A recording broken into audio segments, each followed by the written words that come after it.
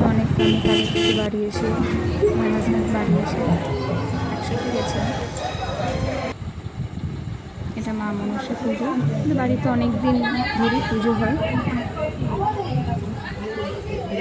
কত লোকজন রয়েছে, ঠাকুরটা খুব সুন্দর হয়েছে।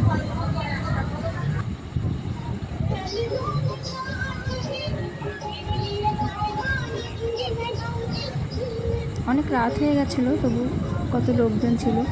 যেহেতু রাতে পুজো মানে সবাই রাত জেগে বসে থাকবে, পুজো দেখবে, তারপর খাওয়া দাওয়া।